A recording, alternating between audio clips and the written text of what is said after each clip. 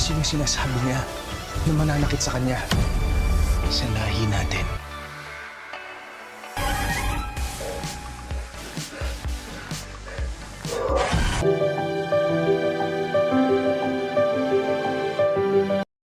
Ang pelikulang Malyari ay isa sa mga nangungunang box office hits sa ginaganap na Metro Manila Film Festival 2023. Diyos sa gabi. Bata pa lang ako, alam ko na may kakaiba sa pamilya natin. Ang lakas nito sa takilya ay nagpapatunay sa katalinuhan ng pagsasalaysay. Umasa ako na balang araw ay matutuklasan ko ang misteryo ng pamilyang Malyari. Kahanga-hangang mga pagganap,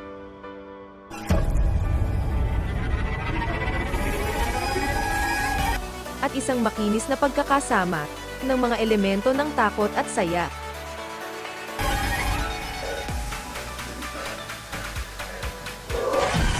Sa unahan ng tagumpay na ito, ay ang walang kupes na aktor na si Piolo Pascual,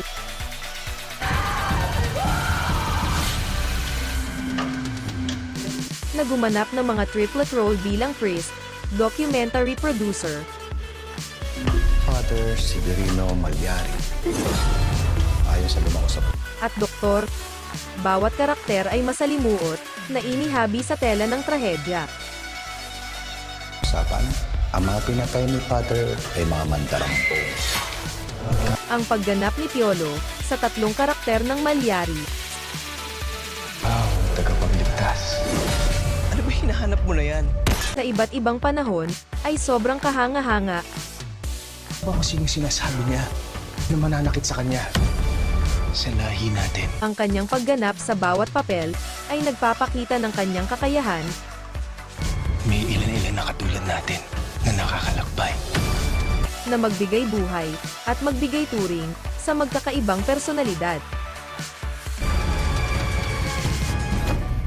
Huwag na huwag ka nang babalik. Ang trahedya ng pangunahing karakter ay umuusbong ng kamangha-mangha Ate?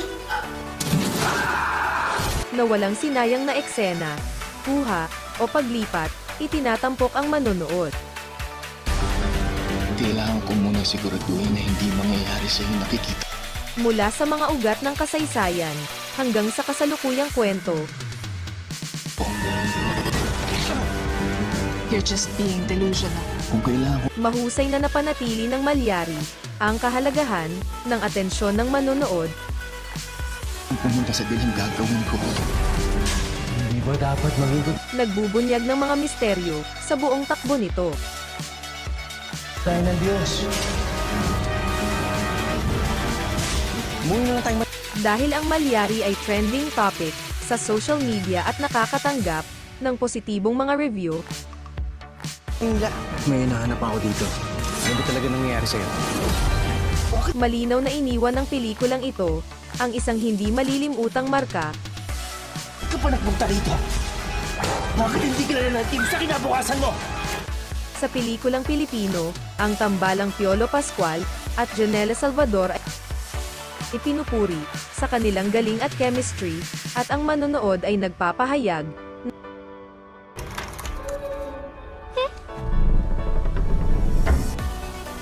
ang kanilang pagnanasa na makita si Janela sa mas maraming masusi at mas challenging na mga papel.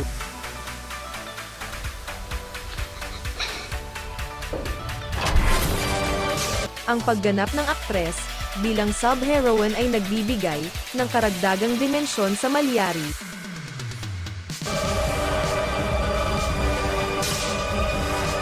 Nagbibigay ng mga malambing na sandali na kaugmaan ng buong kwento.